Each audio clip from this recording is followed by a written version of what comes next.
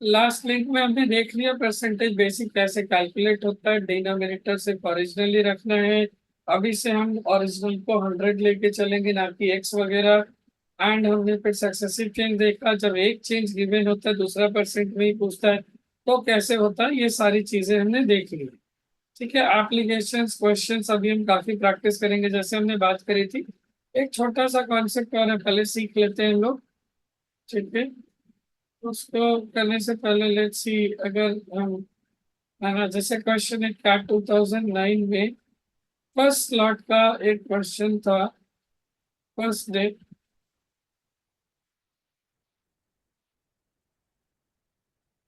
if a trader if a trader two articles for rupees 500 each, है ना, he earned a profit of 10% on one of the article, but lost 10% on the other. हमसे पूछा गया था find his net profit और loss. ठीक है, find his net profit और लॉस, ये हमसे पूछा गया था। दिस वाज द क्वेश्चन क्या 2009। तो अभी से अगर हम लोग ट्रेडिशनल अप्रोच से अगर करें तो हमारा क्या हो जाएगा, एक को एक्स में खरीदा दूसरे को वाई में खरीदा। ठीक है, ये कॉस्ट प्राइस है।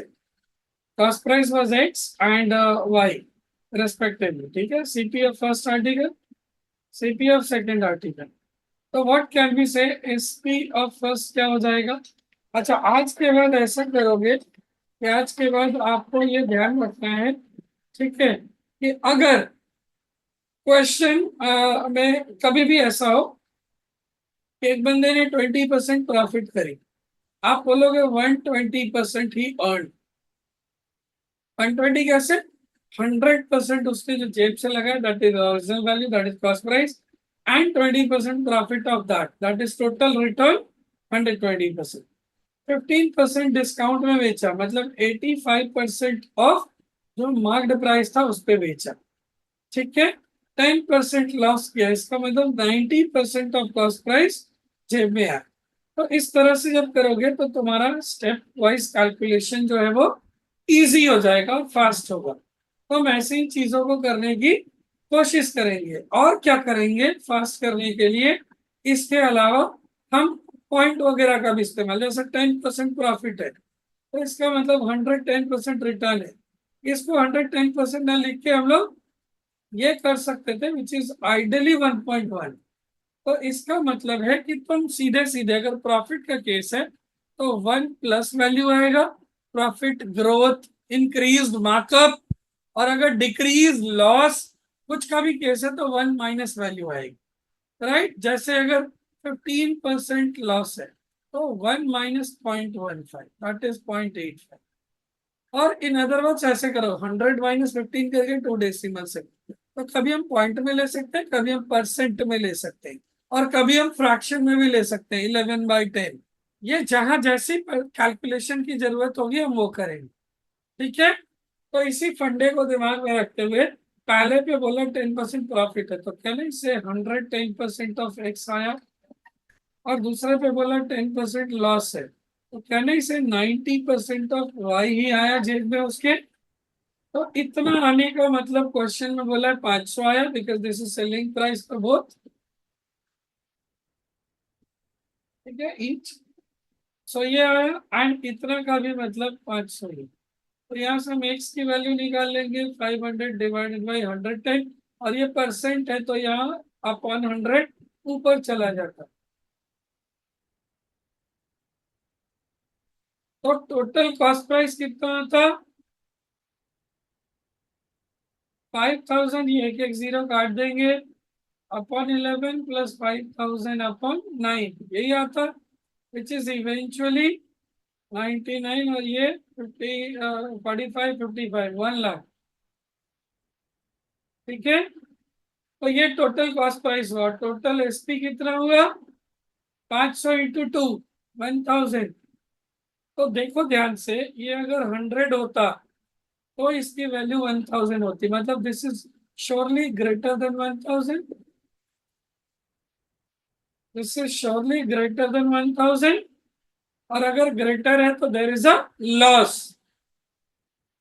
There is a loss. Cost price minus selling price, इसको माइनस करोगे तो कितना आ जाएगा? 90, मतलब 1000 अपॉन 99। तो ऑप्शन ऐसे भी हो सकता है, या पॉइंट में देगा तो ऐसे 10.101010 recurring.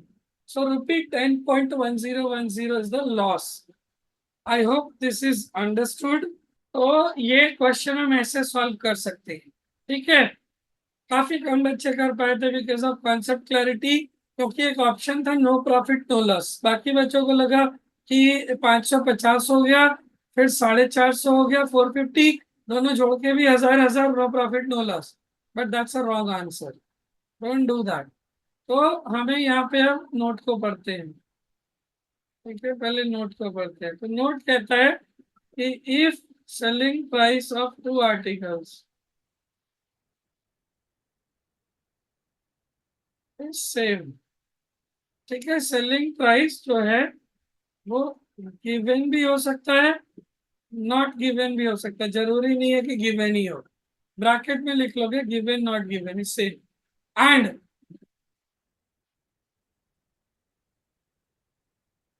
Profit and loss percentages are also same, then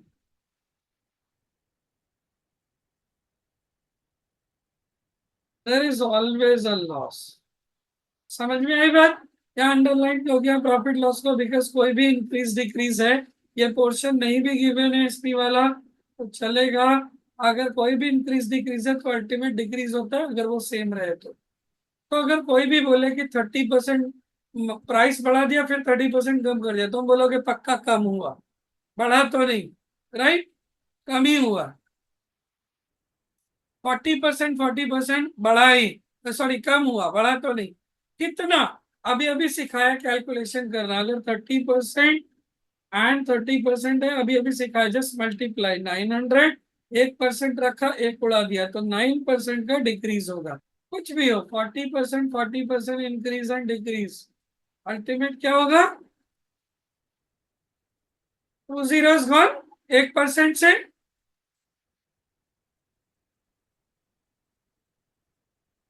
क्या हो जाएगा? 0.25% डिक्रीज। यहाँ जीरो नहीं है काटने के लिए। अगर 15% इंक्रीज एंड 15% डिक्रीज, क्या हो जाएगा? Just multiplied and 2 decimal shift, so 2.25% का डिक्रीज मिलेगा। देखो इसका एप्लीकेशन हम करते हैं इसी क्वेश्चन पे। एंड कैसे करते हैं? Remember note 1, by just reading the question you will say there is a loss. कितने का लॉस भाई? 10%, 10%। सो यू विल से, दो जीरो गया, 1 into 1 1, 1% का लॉस हुआ। Can you say that? अब अगर ये 1% का लॉस है तो लास्ट अभी लिंक में जो लास्ट चीजें पढ़ाई थी कि 20% प्रॉफिट हुआ तो बोलो 120% जेब में आया, 10% लॉस तो बोलो 99। तो यह 1% लॉस हुआ तो जेब में कितना आया?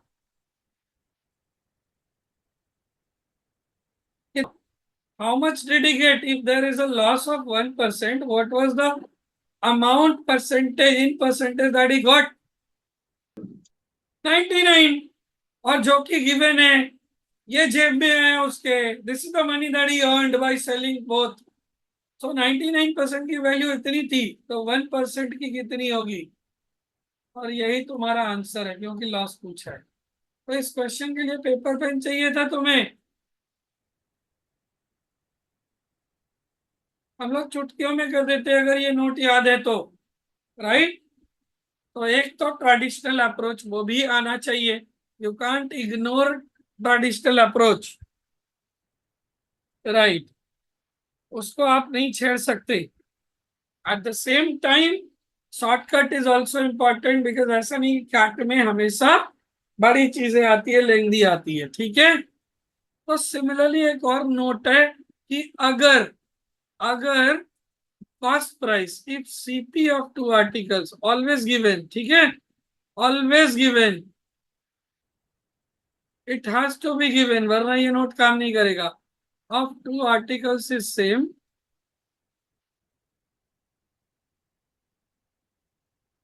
And profit loss percentages are also same.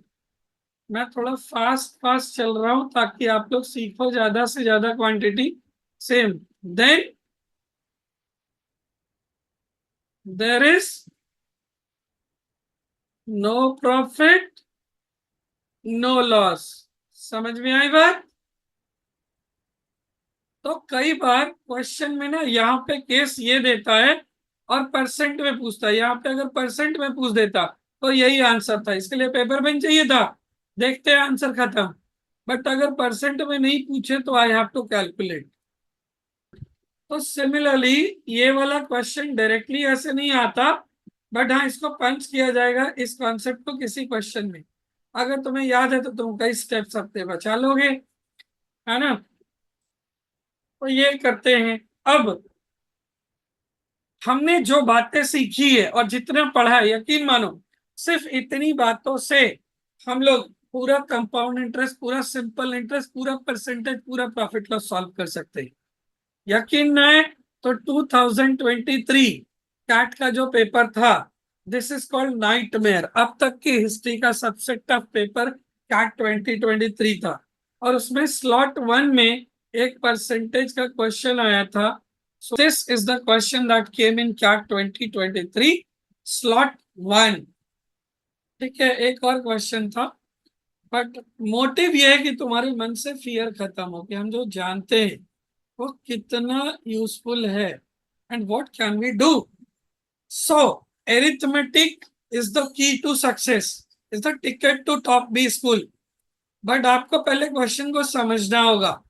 हम लोग अभी फंडामेंटल पढ़ के ही ये क्वेश्चन सॉल्व करने जा रहे हैं, तो इसलिए क्वेश्चन को समझने पे टाइम दो। Geeta sells two objects A and B at the same price, अभी अभी किया, such that she makes a profit of 20% on first and loss of 10% on the other. तो ये केस हमारे पिछले नोट से मैच नहीं हो रहा, because profit and loss percentages are different, they are not same, right. अगर सेम होता तो हम उसी को लगा देते और बोलते ओवरऑल 4% का लॉस हुआ है। बट यहाँ ऐसा नहीं होगा। If she increases the selling price such that objects A and B are still sold at an equal price and a profit of 10% is made on object B. Okay, तो selling price दोनों का same कर दिया और 2 पे 10% का profit हो गया, तो -10 से +10 पे गया, मतलब 20% का जंप किया इसने। देखो ये देखो, मतलब पहले 90% ऑफ कॉस्ट प्राइस पे बेच दिया था बी को, बट इस बार 110% जेब में आ रहा है। इसका मतलब क्या है, 20% जो है बढ़ा के बेचा, यही है ना। ठीक है, तो अब बोल रहा है कि राइट, ठीक है। तो हमसे फाइनली क्या पूछा है, profit made on object A will be near, A का जो प्रॉफिट होगा वो क्या होगा, परसेंट वाइज क्या होगा। अगर सेलिंग प्राइस दोनों की इस बार सेम है तो इसका मतलब इस क्वेश्चन को सॉल्व करने के लिए मुझे दोनों का कॉस्ट प्राइस निकालना ही पड़ेगा, राइट। तो तुम्हारी मर्जी है, तुम जो भी मान लो। अच्छा देखो, जो डिपेंडेंसी है, क्वेश्चन को ट्रीट कैसे करते हैं, ब्रेक डाउन कैसे करते हैं। जो डिपेंडेंसी है ए की सेलिंग प्राइस की, वो बी की सेलिंग प्राइस पे डिपेंडेंट है। if I can find B का selling price in second scenario, then I can get A का selling price also, right? And A का cost price, और हम इजीली प्रॉफिट निकाल सकते हैं। तो मान लो लेट, अच्छा still sold at an equal price, तो स्टिल का मतलब पहले भी दोनों सेम प्राइस में बेचा था। तो let SP of both be ₹900। तुम्हारी मर्जी, तुम 9x ले लेते तब भी चलता, सिर्फ x बहुत गंदा होगा। 9x का मतलब क्यों लिया, क्योंकि लॉस हुआ था। तो 10% लॉस मतलब 90%, तो यार 90 का कोई भी मल्टीपल ले लो एंड देखो बहुत इजी हो जाएगा क्वेश्चन। समझ में आ रहा ब्रेक डाउन कैसे करना है। यहाँ इसकी कंडीशन है ना, यहाँ लॉस था यहाँ प्रॉफिट है, तो कंडीशन उसका है। और अगर कंडीशन उसका है तो क्या करेंगे, उसी को एज्यूम करेंगे। तो now if SP is 900 for both, तो सीपी कॉस्ट प्राइस क्या हो जाएगा, कैन यू से फर्स्ट का जो एसपी था, एसपी ऑफ फर्स्ट जो था, can you say this was 120%, because there was 20% का प्रॉफिट हमारे अप्रोच से। तो 120% की वैल्यू है 900, तो सीपी का मतलब 100% कितना होगा, unitary approach 900 divided by 120, 1% into 100, ये परसेंट से परसेंट गॉन। हमने अभी अभी सीखा कि जो भी 20% प्रॉफिट मतलब he got 120% in his pocket. If 120% का value I know 900, I can easily calculate ना 100%।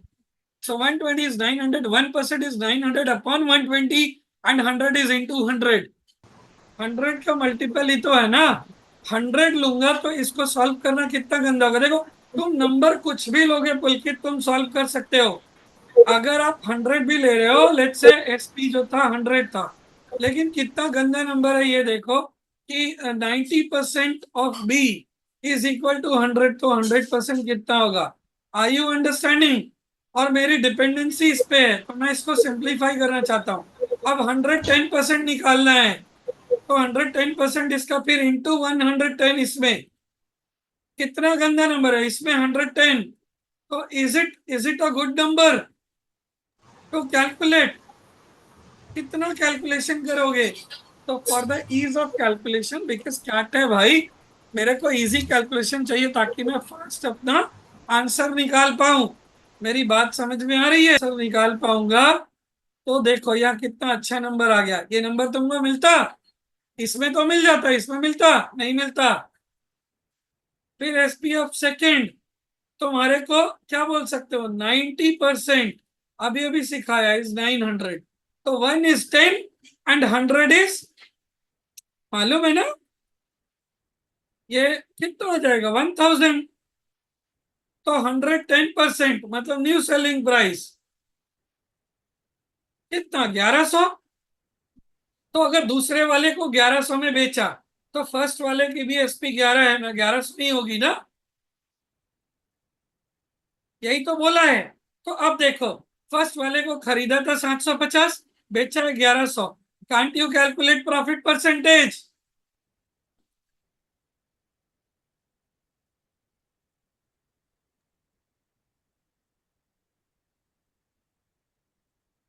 क्या हो गया, 250 और 350 अपन 750 इंटू 100, 0 से 0 गया, 5 से काटोगे 5 सत्ते, और ये 5 से 15, तो 7/15 का अगर परसेंट में कैलकुलेट करोगे तो ये आएगा 46.66% अप्रोक्सीमेटली। तो यहाँ से ऑप्शन देखो कौन सा आएगा। तो अच्छे नंबर अज्यूम करने के लिए ना, तुम्हें क्वेश्चन को पहले समझना होगा, उसको ब्रेक डाउन करना होगा। तुम्हें देखना होगा कि मुझे कौन सा डेटा यूज में लाना है, ये नहीं पहला लाइन पढ़ा टूट पड़े। समझो पहले, अगर समझ गए तो देखो ये कैट 23 का स्लॉट 1 है, कितना टफ है भाई। दिस इज अनदर कैट का slot 1, cat 2023, which is known to be the toughest cat in the history of cat exam.